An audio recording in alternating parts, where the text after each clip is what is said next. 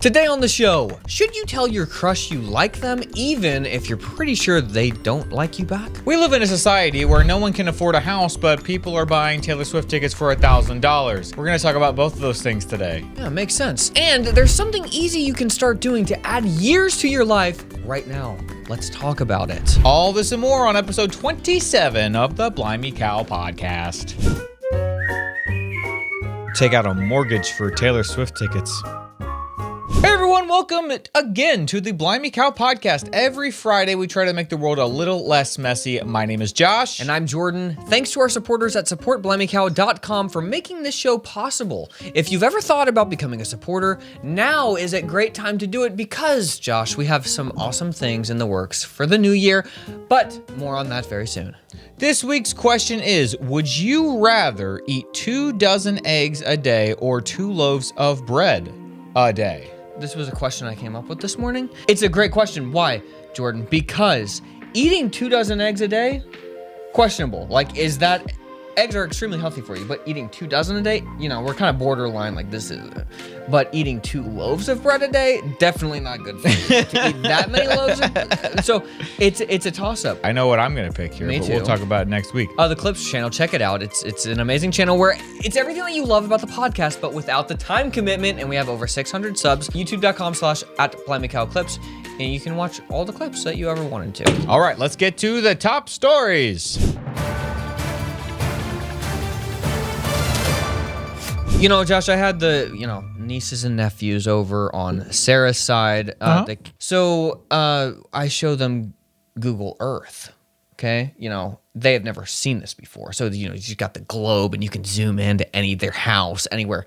So I'm like showing them this, they're like, wow, they're like amazed. I'm like, look, we can go to India. We can go to the Eiffel Tower. We can go to the Eye of the Sahara. So I'm like zooming in like, wow, where's the one place that they wanted to go? I don't know. Wait, this can take us to every Fazoli's in the world? The heck?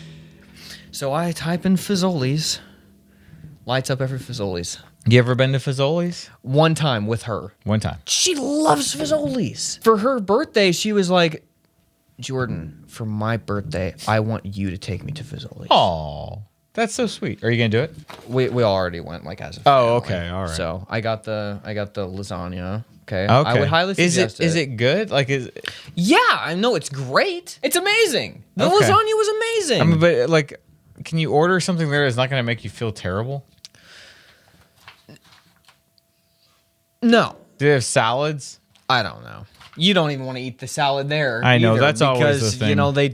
the salad has more sugar than anything else. Well, you just got to get it without the dressing. That's the number one. Anytime I go anywhere to eat, please put the dressing on the side. and then they forget. Yeah. Please put the dressing on the side. Please put the dressing on the Yeah, side. you Please you put can the bring your please own. put the liquid sugar on the side. Yeah, I would suggest Fazoli's. Like, Okay. it's good to go once.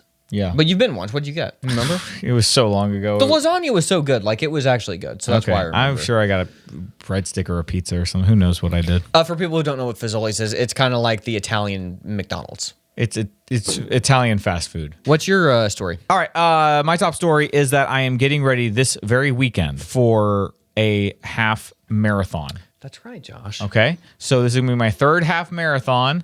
I have prepared the least for this one, but the other day I did a 10-mile run just to let my body know this is something we're doing. And I'm not going to go run again until the big day. Yeah, I think I've probably run like 4 times since the last half marathon. I mostly just walk on the treadmill, but Josh walks out on the treadmill incline for a long time. So, Yes, I mean, that's well, not it worked. nothing. That's a lot, actually. Oh yeah. People need to understand that. Sorry, yeah. You're not just going couch to nothing. No. All right. Yeah, so I stay in good shape. Yeah. I don't know. I sign up for one of these every 6 months just to keep myself in shape, just to make sure, give myself I got to stay in shape enough to go for another half Exactly. marathon. Okay, so I'll let you all know next sign week. up with you. Really? Yeah. I was trying to convince Dad to do it because he's been doing that Zone 2 running. He'll do it next year, I bet. I hope so, man. I would love for all of us to do it together. That would be so fun. I'll do one. Well, if I do end up wanting to do the Iron Man at some Yeah. point, obviously I'm going to do that. You'll have to, with yeah. you. Okay. So That I would be just great. have to decide. I would love to do it with somebody sometime, or both of you guys. That'd be cool. Okay. Let's get to the question of the week. All right, last week's question was, would you rather listen to one album of your choice for the rest of your life or only one genre of music? Jordan, what would you say? Yeah, I don't know. And I guess we're going to have to say, too, that the genre of music, you couldn't just pick the CD and say, this is a genre of music, this plus everything else. It would have to be like a different genre of music than your favorite CD. Yeah, or the genre of music you couldn't listen to that CD. That would be Yeah, there we go. There we go. I would, you know what? I in my past, I probably would have said genre. Okay. But because I love that Casey Musgrave CD so You think you could do that the rest of your life? Yes. Okay.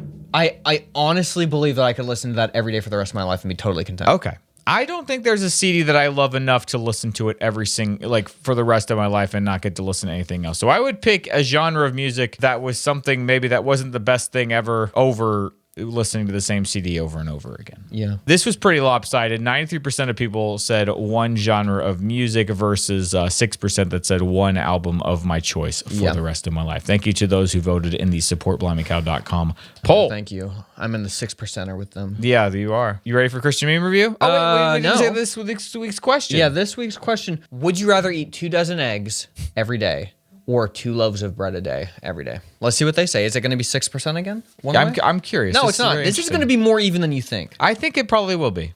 I'll be very interested to see what people say about this. Well, because, we got to have like a 50,000 carbs a day, according to the government. 50,000? I'm not trying to slander anybody or bias one thing or the other. How can eggs be good? Aren't eggs fatty? Aren't they going to... Yeah, according to the government. Look, if you see the government says something, just don't believe it. The government is telling you that all day, every day. That's right. All day, every day. That's all they ever say. And they say eat white bread. Eat enriched white bread for your health. Christian meme review. Here we go.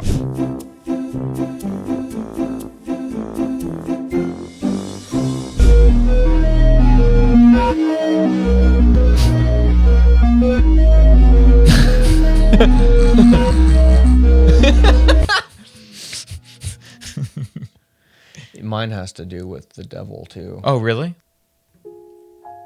10. What? You told me to get behind you and say 10. That's not what I said. Get behind me and say 10. Get behind me and say 10. Get behind me, say 10. Yo! Pretty good one. Yeah, pretty good. Get behind me, say 10.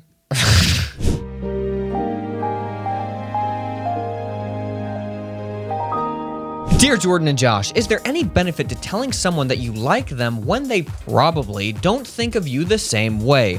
Would it flatter them or just make things awkward?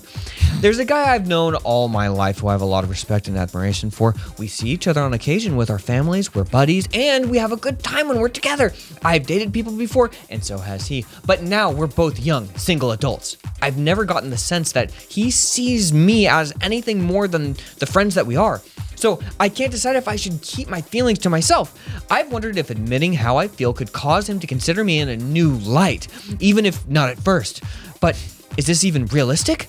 I would really appreciate some thoughts. Thank you sincerely, Bottled Up. I'm going to say that this doesn't go both ways. I feel like if a girl tells a guy, hey, I like you, there is a chance that the guy could convert. Yes. But if a guy told a girl that, I don't think that it converts. I would agree with this. Yeah. I would agree with that. So I would say, if we're going by strict statistics and percentage ratio, chance of you winning or losing, I would say that there is maybe a 50-50 chance.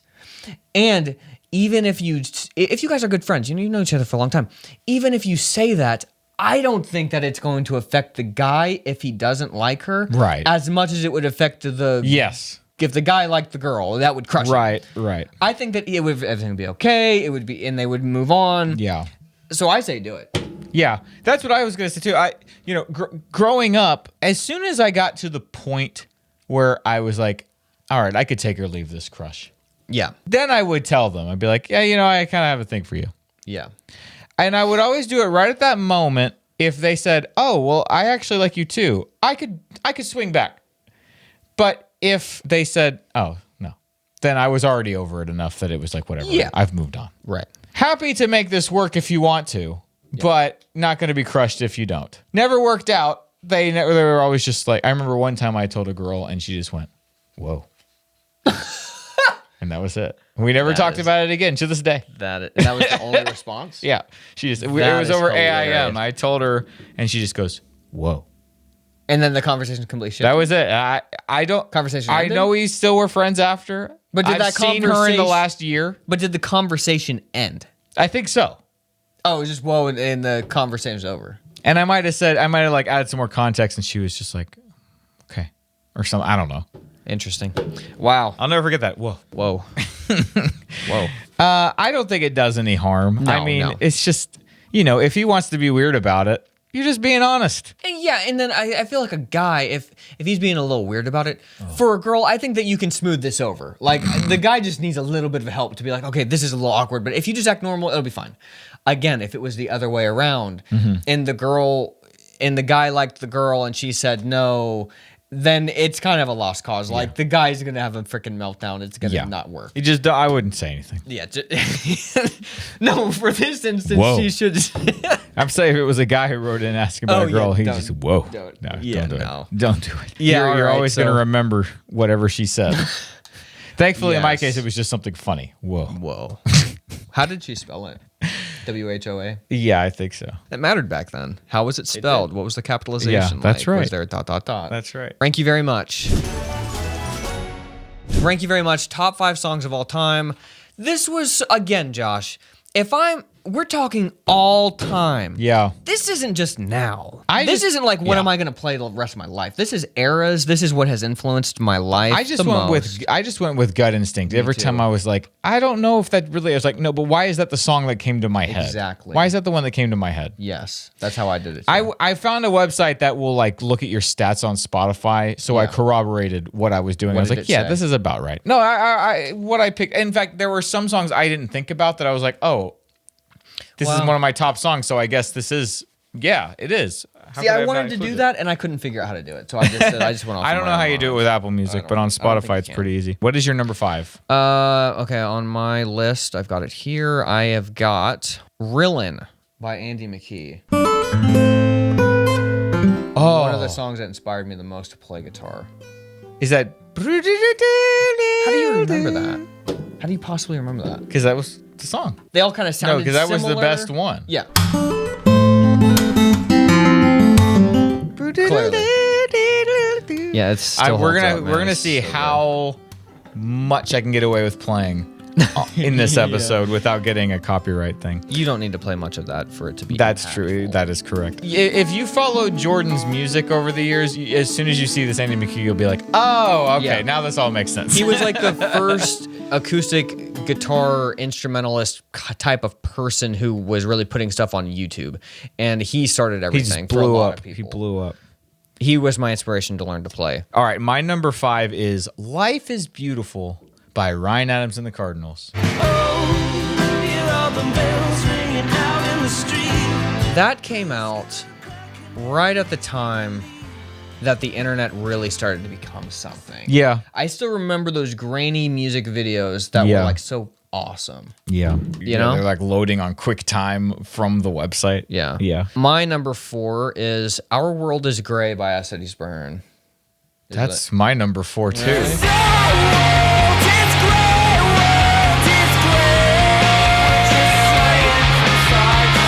Our World Is Great. I just had to pick an As Cities Burn song, Yeah, and me this was too. the one that my heart went to. Here's my question.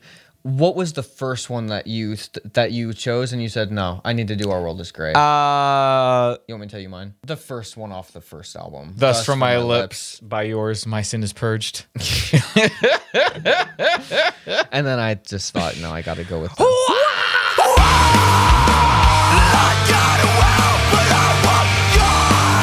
Hearing that song live was so good because it starts so aggressive, and then the ending is like, I know, dude. and you got like Cody Bonet like There just was- alone playing Dude, this. there was good. nothing like an Estes Burn show because every song was just like, and then by the end it's just, and so everyone's just like, getting ready for the next song. This is me at my darkest. You're so right. That's freaking why out it was again. so good. It was an emotional roller coaster. It really was. Most songs gear up as they go to where you're like, da, da, At the da, end. by the end, but all their started songs, went it's just down. like they punch, and so everybody's shoving and going crazy, and by the end, everybody is just like emotionally, spiritually You're like wrecked. hugging each other. You're like, guys, Dude, now they're gonna play the next song. Ah, here we go again. will you please stop smoking? Yeah. Sorry, guys. I didn't know this was a problem. I remember that at Cornerstone. It's like, dude, what are you doing, man? Do you know where we are? We're at Sleeping at Last. What's going on? All right. Number 3, Polaris. Jimmy. Oh, They say that love goes anywhere. I don't have any Jimmy on mine. See, okay, that's I'd be fine. too scared to pick one. You didn't want to mess up. I was too scared to pick Copeland, to be honest with you. I forgot. We them could we completely. couldn't pick our the other's favorite band because you're like Polaris. What a great song. Oh, I mean that's the best. Tell me The best song on that CD. Period. You know the normies are gonna say that it's drugs or me. No. what? The normies wouldn't say it. Yes. The normies would say it takes my pain away, or they'd say Pain. kill. Pain. Sorry. Yeah. Pain. Never mind, these are horrid times. Okay, my 3 is On the Safest Ledge by Copeland.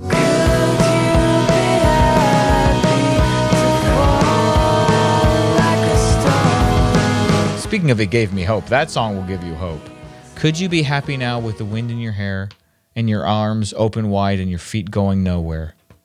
It's all about just like being at peace with where you're at, knowing that you're not really in control of your situation. On the Safest Ledge. Yes. What's your number 2? My number 2 is We Hide and Seek by Alison Krauss and Union Station, which is a weird one, you would think. Why? Because there's no lyrics.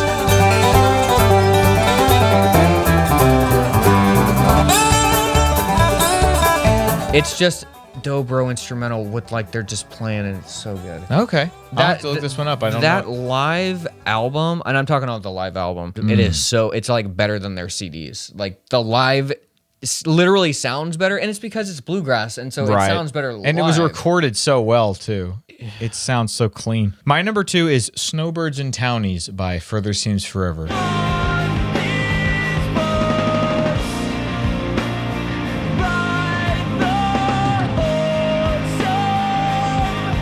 I don't know what it is about the song. I've just always loved it. That is a It's good not. I song. don't even like really connect with the lyrics or anything. Yeah. Just the way that song sounds. I love the drums on it and the guitar and everything. It's just so cool. Further Seems Forever was Chris Caraba's band before he started Dashboard Confessional. But yeah, every Further Seems Forever CD has a different singer on it, and all 3 of them are fantastic. And then Chris funny. Caraba came back for a 4th album, and they did, which is also a great album. Further Seems Forever, one of the best bands most people don't know about. Yeah. Wow. I'm curious what your number 1 is. I'm just curious what band your number 1 is from.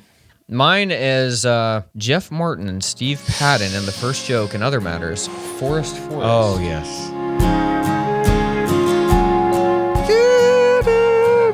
Literally, that song came out perfect time for me. Perfect vibe. Perfect everything. Yeah. I've listened to that so many times, Yeah. and it hits the same way every time. I don't understand it. Every time I listen to it, I think it's not play it almost crying every time. The first notes, it's so good. My number 1 is actually a friend of ours, Jonah Folsom. Yes. Had to go with Stone. Fire stops. I lay low. The cloud moves. I follow. When I went and looked on Spotify, Stones was like the most listened to Yeah. song, and I was like, oh right, that is my favorite song of all time. And I realized that On the Safest Ledge by Copeland and Stones by Jonah Folsom are kind of this, like the lyrics are kind of the same. But Stones is more explicitly about God, where it's just like the idea is sometimes God is asking you to move forward, sometimes he's asking you to stand still, and you're just content with whatever is being asked of you. Yeah. And I just love that song. I love the way it starts and punches, and oh god, it's just so good. And and he played it at the coffee shop, and he said, "This song goes out to Josh." He said it. And he played it. I couldn't believe it. No. And that's not even one of his most popular songs. And he played that for you. That's the thing you got to think about. It's the most it's the most popular song of all time, and to me. Exactly. Okay. There you go. Thank you very much. Hey, we'll make a playlist of these 10 songs. Yes, that would be good. Okay. Be sure to put it on Apple Music for everybody, too. Yeah. Josh. Is that Jeff Martin song even on Apple Music? It is. Okay, that's good. yeah. Okay. Good. I haven't listened to that CD in a while, but it is so good. All right, you cannot unsee this.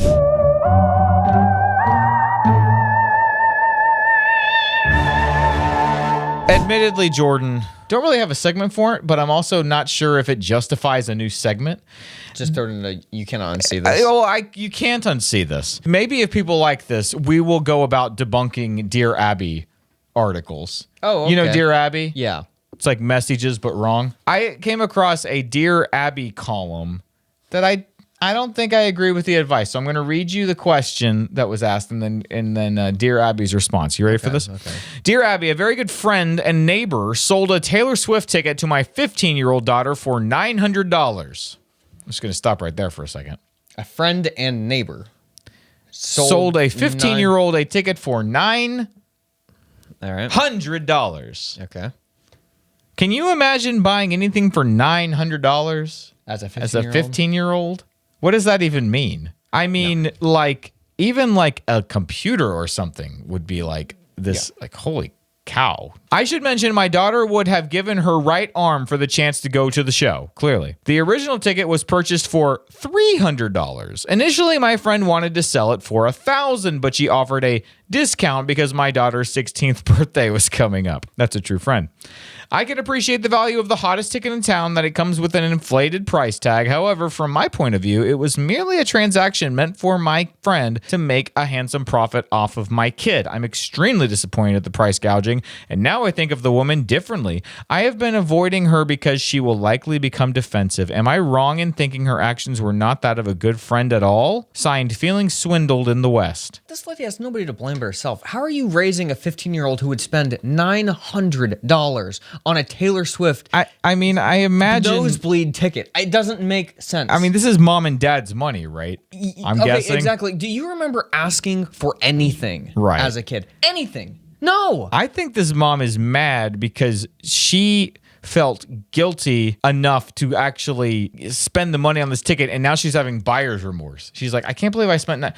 She should have given you that ticket. She bought it for $300. She should have given it to you for $300. She's your friend. But no, you're saying the idiot who bought the ticket. The mom okayed it and said, "Hey, just go see what she wants." And the girl's like, she said, "Okay, 900, sure." But goes back home. Then says, "Mom, 900. What the?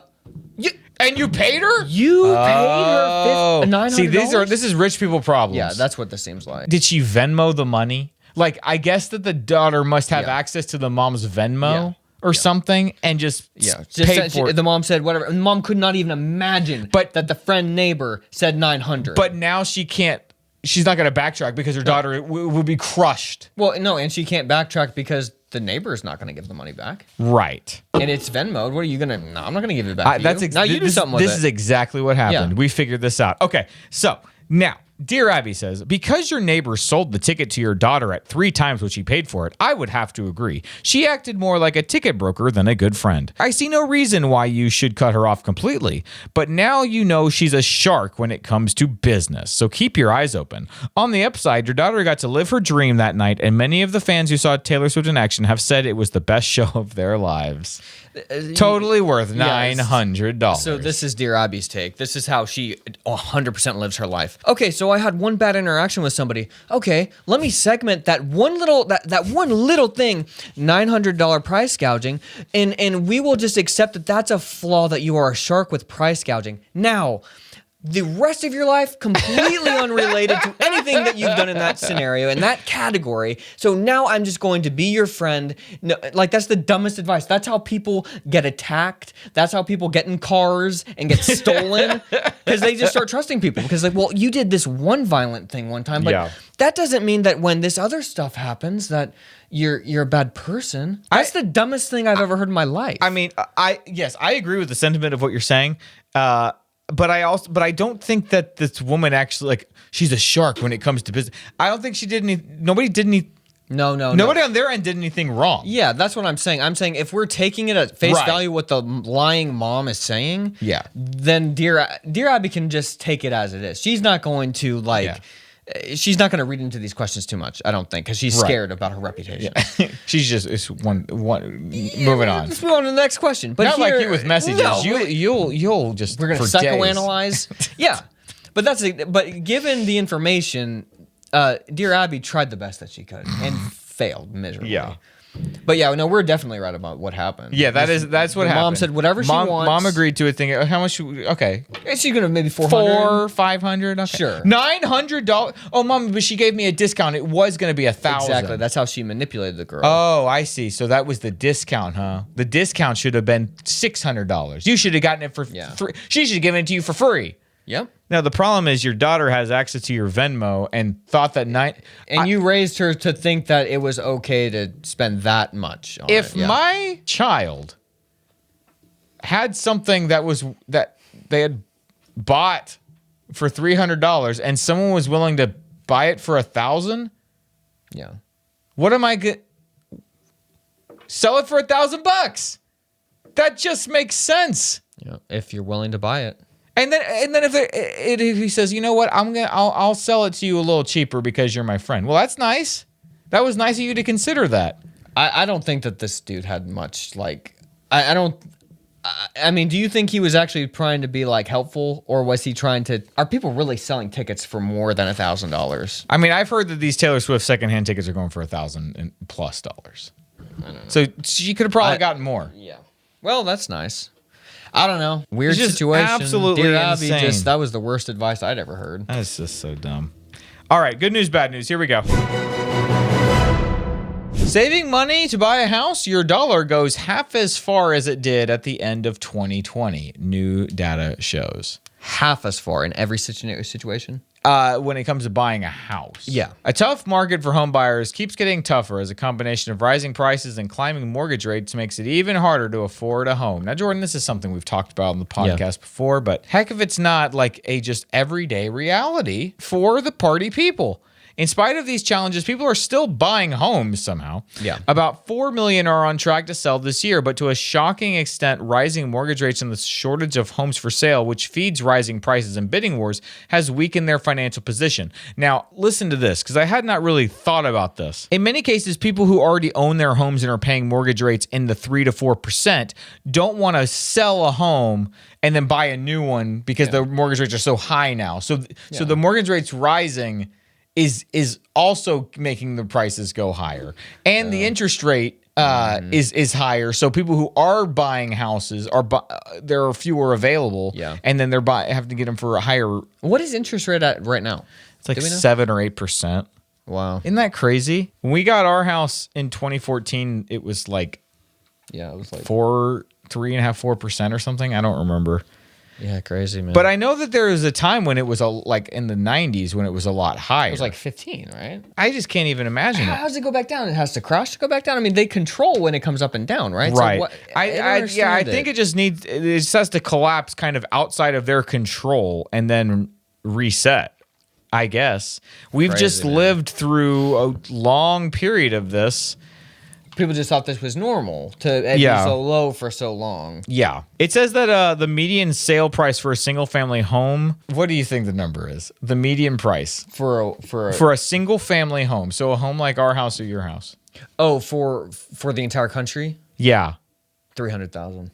$416,000 as of the second quarter of this year, up from $360,000 in late 2020. That doesn't seem right.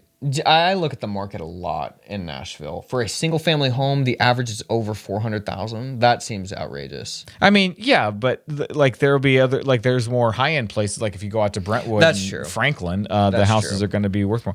There's a house on the lake near here that's going for over $1 million. Yeah. Dude, it's crazy. Do you think we're at the top of this, or is it just going to get worse? I don't know. I think it's going to get worse. I truly believe it's going to get worse. The difference between a monthly mortgage payment at 3% and one at 8% can be staggering. For a median priced home that costs $416,000 with a 20% down payment, your monthly mortgage with 3% is $1,400, and at 8% is $2,450. 41. So it's over $1,000. Did you say that backwards? A monthly mortgage with 3% interest would be $1,400. Oh, 1400. 8% interest would be $2,400. Sorry, I thought you said 4,100. No. 1400. I was like, what the? One day we're getting there. Yeah. Wow. That's 2028. Yeah, we're not there yet, but we will get there. We've talked about this already. I just keep seeing these articles and I just feel so bad for the people we know that We're young and now they're to the point they're wanting to buy a house. We just grew up at the perfect time that we were buying. I know. houses. We just happened to be born. Right. We just happened to be born at the exact time where it got timed perfectly, even though we didn't realize it. Yeah, we had no idea. I got it at the last second. Legitimately. You did. The last second. You did. Yeah. I had a few years and then all of a sudden I was like, wait, what is my house worth? Yeah. No, I got it in the last second. A year later, I was like, I couldn't afford my house. So in case people haven't, I guess we shouldn't assume everybody has watched every episode of the podcast. Yeah, but that's true. When we talked about this before, we were kind of bemoaning the idea that all of our friends in the last several years that have bought houses have had to move way farther out. Even like family of ours that wanted to buy a house had to buy way, way, way far out into the boonies in different directions just to afford a normal sized house. Because that's the only, so it keeps just creeping up and up and up and up.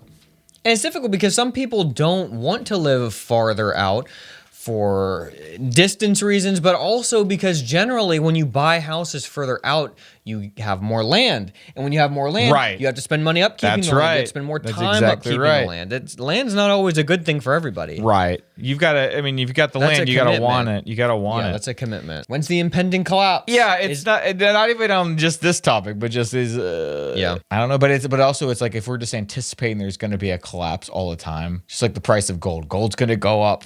No, it never does. Yeah. So if we're as soon as we stop anticipating it, that's when it's going to happen. That's why it's going to be so scary. We're going to be like, I guess it didn't happen. Oh, there it is. And then it just plummets. The economy crashes. I can't imagine how the price of houses would just collapse, because you would think that as soon as it collapses, people would be like, great, now they're cheap, let's buy. So will it be like crash, go back up, crash, go back up? Like, I feel like it'll be more like this unless what happened in 2008? That's the question. I was so young. I was just going into college. Right. So I don't even really remember. Yeah, I was in college and I didn't super pay attention. Yeah. It just crashed. Right. But it's a different time now. There's a lot of different kinds of jobs. There's a lot of the internet is bigger. Yeah. People can do more stuff at home. It's just, we'll see. This is going to be weird. Yeah. It's going to be a weird one. Yeah.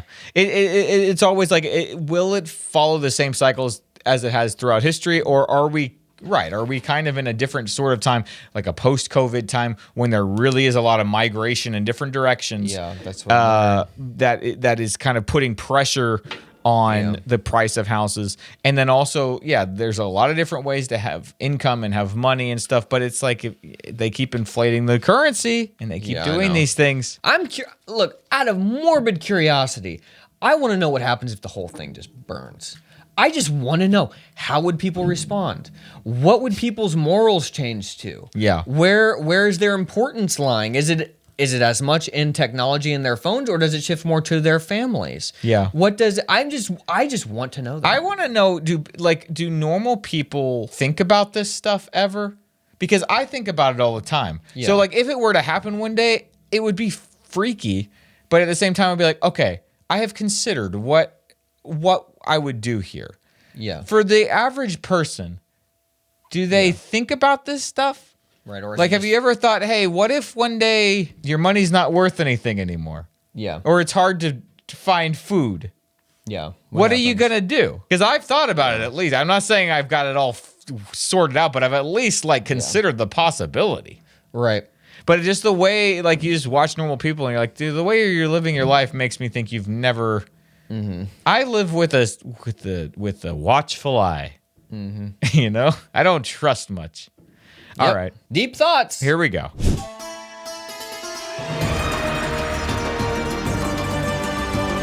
Running is one of the most popular forms of exercise in America. It may also be one of the healthiest. But this is what's interesting, because I know people are going to hear that and go, oh, I don't want to run. Well, guess what? One might assume that in order to reap the biggest rewards, you need to regularly run long distances, but there's strong evidence linking even very short occasional runs to significant health benefits, particularly when it comes to longevity and mental well-being. For example, even running for less than a mile, assuming a person is running at least a few times a week, is enough to meaningfully improve cardiovascular health and longevity. Yeah. Just doing something. Yeah, it's amazing. Doesn't take much. Isn't that crazy? Yep, doesn't take much. It's not this huge commitment. It literally is not this huge commitment. It's not. But it is because it is a brain shift. Right. I think that's the what big it is. commitment. It's like when you go out running at the beginning, you're like, is this what I want to do?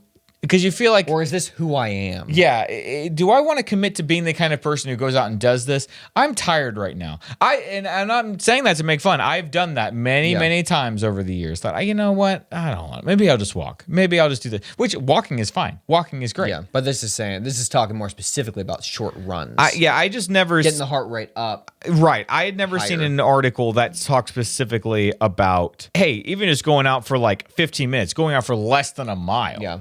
It's actually funny you brought this up because recently, I'm trying to get back into cycling a little bit. It's getting colder, so I actually like riding in the cold, but it is a little bit harder in the morning because it's like, okay, I got to bundle up more. It's more clothes. Right. It takes a while to put all the clothes on. I was just going out for like the first time I went out for like 15 minutes, and I thought, was that really anything? But then I thought, I feel a lot better. Yeah. Even it was just 15 minutes, just riding down to the end of the road and coming back. Yep. And I was like, you know what? And then the next day I was motivated more. So I was like, okay, I'll ride for 30 minutes. Yeah. Next day I'll ride for 40 minutes. I think it really helped me when I first started running after I started trying to lose weight a couple of years ago, that I was doing it in the winter or the late fall and then early winter. Yeah. Because that meant I had to get dressed up to go run when I wanted to start getting in shape. And that helped me feel committed to doing it. But yeah, because I put all these clothes on. And that's I'm gonna not be going over to 5 take them off. minutes. Yeah, I'm not going to put this. That's true. That's funny. Yeah. So, just it's an encouragement. Something is better than nothing. Yeah, and you literally don't have to do much. I think the hard thing is that it's not just about the exercise; it's about how you view yourself. It's you're shifting the way that you consider yourself and your identity, and it feels weird, but it's a good thing to shift that to I am a healthy person. That's hard because a lot of people identify as being unhealthy, being a sick feeling kind of person. Right. Not saying that people want to be sick, Right. but when you are that, Right. to take steps that, and I don't care if it's a positive change or a negative change, Yeah. to change trajectory, it's just like science. It's inertia. You're going in one path. It is hard to shift directions, even for good or bad, because you just accept certain things. So, That really is why it's hard to start running. yes. That really That's is why what it's it hard is. to start anything, fitness, anything. It's hard for that. It's It's building those new brain paths to say, this is something I do now. Yeah. Because it's not difficult once you're doing it. Yeah. Once you're in the mode of doing it, once it's just something you do, it's just something you do. But those that's like 1 minute, 2 minutes of thinking like that can stop you from changing your life. I know. Isn't that crazy? Yep.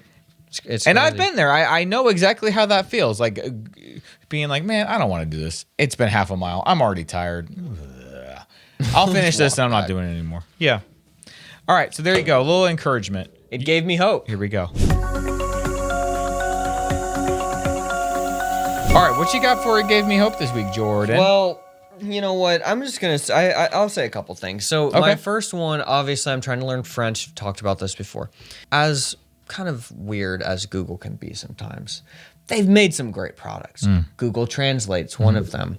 Sitting there with Google Translate and translating what people are saying to you and converting it into French and being able to, or converting it from French to English and being able to play it from the text to actually an AI reading it to you very well now. Doesn't feel broken up. It just actually feels like a flowing thing. I know it's computerized, so you're not going to get every, the best whatever, but it's very good now. It's amazing. You can learn so much. Just put it on repeat. Just try and say it. You can associate words with words. Then you can just sit there and just type. You can say, just talk to yourself. How are you doing today? Converts to French, plays it. It says it. You read it. Okay, then I will respond. I'm doing well. There's so many tools. Like I was reading this book about Civil War general, and I was amazed that the guy knew Spanish. I was like, how on earth does this dude back then learn Spanish? Who's teaching that? Nobody's teaching that. Was he reading a book? There's no books about it. Probably. He had spent some time in the Mexican, I think, what is the Spanish War, Mexican-American War? I can't remember. And he just learned it while he was there on duty. And I thought, that's hard. He had everything going against him to not learn this, and yet he learned and could speak it very, very well. That's cool. I have all of these tools at my disposal. How does none of us in the United States barely know how to speak anything? It's crazy. Because there's no friction to being able to understand it anymore. You know what I mean? There are so many tools that make it easy to do that there's no challenge or struggle. You know what I mean? Yeah. When you have Google Translate, it's good and bad. Yeah, it's a double-edged sword. I agree. It gave me hope. So I'm you building this underground doghouse. I use this construction adhesive glue stuff to connect the blocks together so it doesn't like fall. Is it necessary? Yeah. I don't know, but it is very sticky, very like unbelievably sticky. I'm using this stuff and it's like ridiculously expensive. You know, a 10-ounce tube of this construction adhesive is like $7.30. It's ridiculous. I need a lot of this stuff. It's a lot of block. I spent a lot of money on construction adhesive, but finally needed to buy just my one little more batch, a little bit more so I could finish it up. I go to Home Depot, looking at it, it's like, oh, this price is ridiculous, you know. Look down on the floor. There's these massive tubes of construction adhesive, just massive, 28 ounces, just huge. But you need another caulking gun, a bigger caulking gun that holds a 28-ounce one. The caulking gun is like $25 if you buy a nice one, which is worth it, by the way. Buy the nice caulk gun. Do not buy the piece of crap. I'm telling you. Those things squeak. They break. You only use them once, and then you wish to God you had bought the other one. I'm like, well, let me do the math here. How much is the giant tube? Because that would be nice. Guess how much the giant tube was? The original small 10-ounce, $7.30. The large tube, 3 times the quantity, $10.30. No. I was like, this is criminal. So I sue. I spent so much on this, and now they finally, at the last day. That's annoying. I saved like $50. But you had already applied all the other.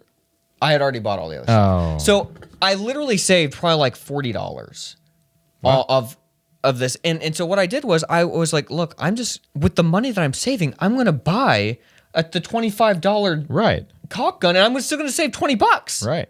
Nice. Good. So now I saved $20 and bought a caulk gun for the same thing. Good. So that's next time you're doing something. Mental math. It gave me hope. There you go. All right. It gave me hope this week. We had around Halloween time. So Isaac, my dear sweet sensitive son, so much like his father, just like random things. Just bother him. Just bother him. Just like they did me when I was little. This little things get in his head and I can just watch it happen. I'm like, this is going to be one of those things that he just is going to obsess over. He was a little freaked out by Halloween. The evilness? He just did. Yeah, I get. Yeah, sure. Just like all the decorations and stuff kind of spooked him out. We were at a friend's house. They had a table liner that had like random like Halloween silhouettes or whatever. He's telling me he didn't want to eat at the table because he was worried they were going to pop out at him. So I'm thinking that we need to kind of work through, this stuff's not real, and you don't have to worry about this stuff, and we're keeping you safe, but even if we weren't, none of this is real anyway. Yeah. So, but we're always watching out for you, buddy. We're not going to let anything happen to you. But it gave me hope because Kelly and I have really made a point to say, like, when our kids are having troubles, we're going to try to like talk through it with them and help them. And so it took so long. He was lying in bed, and it took so long of me just like being patient, like letting him talk and explain what he was thinking about it, to finally realize the genesis of what it was. McGee and Me. We had watched an episode of McGee and Me, he popped out of and McGee popped, the cartoon pops out of the paper. That freaked Isaac out. Never said anything about it. And so, yeah, I could tell when we were watching it, he kind of walked out of the room. I was like, why is he up? He seems okay. Well, maybe we won't watch this. I don't know why that bothered him, but okay. So we turned it off. And so he was associating Halloween with this and seeing these like animated things with them popping out of the thing. So anyways, anytime he sees something scary, he thinks it's going to pop out. And fly around. So I think it was helpful to him that we were finally able to figure out, oh, you're thinking of this because of this thing. Kind of in the same way that it helps you process like a nightmare or a dream you had once you realize you wake up, you talk to your wife. Yeah. This is because of the thing that happened yesterday or this thing I was worried about. So anyways, two things. One, it's just cool getting to talk, like that your kid is old enough that you can kind of talk to him and understand things. And then two, it's just nice in general, just being able to talk to your kid and help him out. So anyways, cool. That gave me hope. And it was just funny. It was like, it was like, you would think Halloween was the thing that was scaring him, but in reality, it was the Christian cartoon. You can't keep up with it. Okay, let's recommend some things. All right, Jerome, what do you recommend this week, buddy? I recommend Goodwill. Oh. But not just Goodwill. The Goodwill book section. I thought you were going to say the Goodwill by my house. Well, it's really good. The book section. The book section. Look, you never know what you're going to find. Oh, I know. You could find... You could find Left Behind Book 1. Yeah. You could find Tribulation Force. Anything. You could find every one of those. the final book. You could the find... prequel books. Yeah, there's so many different kinds of books there that it's like... People always like want these trendy little bookstores. Okay, that's fine. Support those people. But if you can't find those, or you're getting tired of going to the trendy bookstores, just go to Goodwill. The book section is so good. It's crazy. It's like, and again, maybe it's just the one around us, but I'm telling you, I go there, I find something great every single time. Goodwill always has some random thing that you're like, okay. I found this awesome book about the structures on Mars. The man-made structures on Mars. Oh, that's cool. Picked it up, haven't read it. Oh, okay. But it's this huge book that some random dude made. Where am I going to find that? That's cool. That's fun. No, but there's a lot of other stuff there. Seriously, it's so good. So, Josh, what do you recommend? And you can also get like a VHS tapes for $1 or DVDs for like $2 or $3. And you need to make sure, you need to open it up and make sure that Always some check and idiot make hasn't sure. stole it. Because one time, Josh, I found Interstellar and I was like, there's no way. There's not going to be in there. Open it, gone. Shoved it back in there. See you later. So. Okay, because we were talking about music that we liked, I wanted to recommend some bands that didn't make my top 5. So, number one band I want to recommend is called Seosin. Post-hardcore, emo rock, I don't know. They were like the best of all of them. They've only put out not even that much music, but I feel like they were the last fantastic. dying breath of that era. Yeah, I could be wrong. They were always the best. So yeah, go check out Seosin. Any of their music, it's perfect. And then we were talking a little bit about This Day and Age. Jordan's number one song was the lead vocalist from that band, the lead guy from that band. Yeah, it's one of his side projects. But the actual band, This Day and Age, just fantastic music. They only put out 2 albums. In the movies, on the big screen, I make you mine. And both of them are the best. The first one is a little more pop rock emo. The second one was more like, I don't even know how you use it. Atmospheric emo. It wasn't as poppy, and they're both very amazing. Just so good. So check out both of those bands. Seosin, if you can handle like a little bit, and then This Day and Age, I recommend it. Anybody. Yeah. Who wouldn't like it? Yeah. That's it. Whew. That is the end of this episode. A great episode. Thank you so much for watching. And boy, we're getting towards the holiday season now. We'll have to do some fun stuff for Thanksgiving and Christmas. All right, guys. Thanks for watching. Go to the Blimey Clips channel. Rewatch this. See ya. Bye. Bye.